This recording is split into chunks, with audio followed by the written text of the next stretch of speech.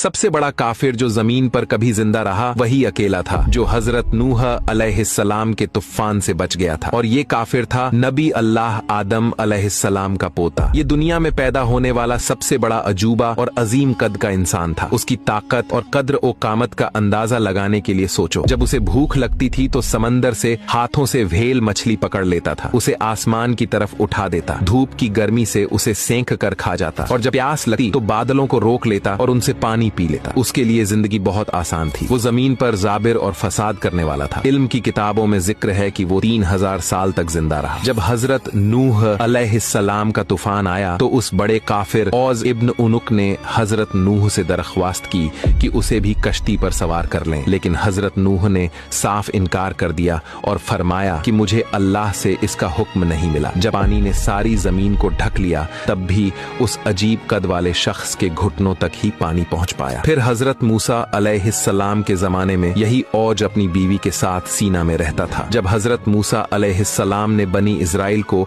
12 कबीलों में बांटकर उन्हें मुकद्दस जमीन में दाखिल होने का हुक्म दिया तो वहां के कबीलों के सरदार औज के कैले में पहुंच गए। औज ने हर एक को लकड़ी की गठर में डाल लिया और उन सबको उठाकर अपनी बीवी के पास ले गया और मजाका उड़ाते हुए कहा, ये लोग हमें पकड़ने आए हैं। वो चाहता था कि सबको एक साथ पांव से कुचलकर मार डाले, लेकिन उसकी बीवी ने कहा, ऐ औज, ऐसा मत करो, इन्हें लौटने दो ताकि ये अपनी कौम को हमारी ताकत और शौकत के बारे में बताए। और ऐसा ही हुआ। सरदार लौट कर गए और बनी इजराइल को पूरा वाकया सुनाया। बनी इजराइल डर गए और हजरत मूसा से कहने लगे, आप और आपका रब जाइए और लड़ाइए, हम तो यहीं बैठे हैं। इसी दौरान औज ने बनी इजराइल पर हमला करने का फैसला किया। वो एक बहुत बड़ी चट्टान अपने हाथ में उठाए हुए था। अचानक अल्लाह ने एक बड़ा परिंदा भेजा जिसने अपनी चोंच से उस चट्टान को कुरेद कुरेद कर तोड़ डाला और वह चट्टान औज के सर पर गिरी और जमीन पर गिर पड़ा। फिर हजरत मूसा अलैहिस्सलाम ने अपनी लाठी से उसे एक ही वार किया और वो उसी वक्त मर गया। ये लाठी आम लाठी नहीं थी, इसमें एक अजीम राज था। इसी लाठी ने बनी इजराइल को नजात दी। इसी से समंदर